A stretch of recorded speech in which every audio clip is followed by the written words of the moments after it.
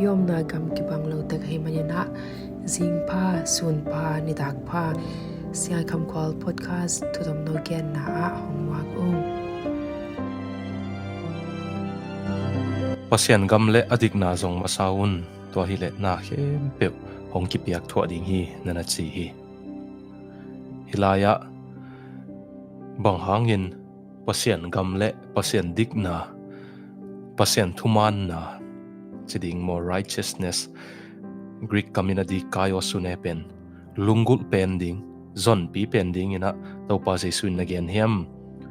bang hangina mi hing khat pe pewina ilungul pending pen PASIAN DIKNA PASIAN thuman na PASIAN righteousness hiding hi hiam sina Dr. Martyn Lloyd-Jones sina dot na na bol nge hi to dot na pen amale ma ong ki dong ina ahoi lo lam chiding mo a negative le ahoi lam a positive ina don the ding hi na chia to pen tu jing sangina kong hil kong hom son nom he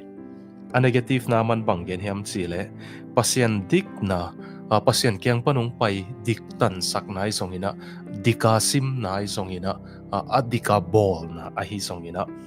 counted righteous ai songina imputed righteous ai songina made righteous ai songina to bangina PASIAN DIKNA pen mi hingin inga ading akisap na pen ilungul pen ding akisap na pen to DIKNA anei lo PASIAN kyang panung pai ke PASIAN in dika asim lo te tunga PASIAN he na omla ya hi manina a negative a hoi lo lamin gen leng PASIAN he na itunga ongom lowin van tung leitung abol PASIAN e tunga alungdam the na dingina PASIAN DIKNA pen lungul pen pending zon pi pending ina kisam hi inuntak na dingina sina Martyn Lloyd-Jones na again hi man ka sama ma hi bangem sile lai siang tho sung ma zong mi mo te tunga PASIAN he hi china na nakigel hi toy chi chang ina PASIAN he na le PASIAN id na akitukal hi loina PASIAN mi mo te i thi ajon a id luat man mai na PASIAN a he a hi gen te na ding ina natanu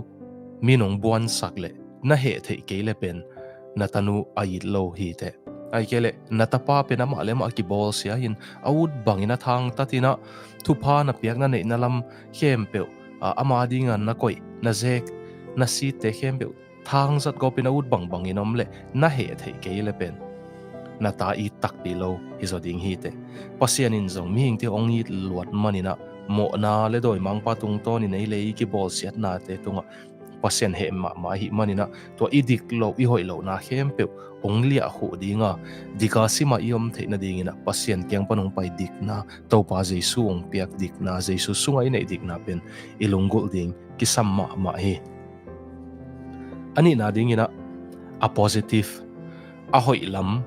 china Dr. Martyn Lloyd-Jones na gena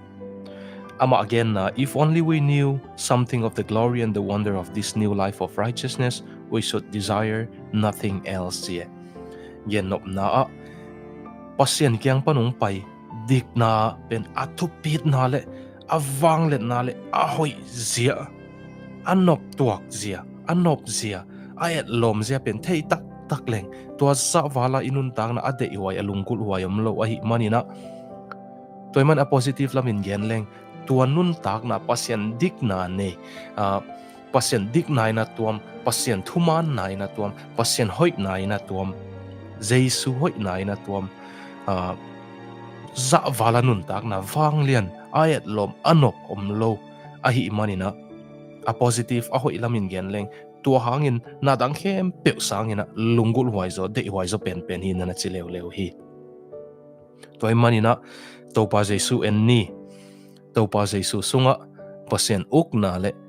PASIAN DIKNA inga na ahia to pa jesu sung lawa to ta gelom lo manina to pa jesu sunga mina to pa jesu ma a en zo ding le to a negative PASIAN he na panina suak ta in PASIAN hoi na azek zia PASIAN hoi na anun tak pi hil akwa mate ka hiding ina to pain thuphang peta hen lungdam mangil ke ni to ben to pa jesu sung bek ma akimu hi jingchang madong lungdam to pa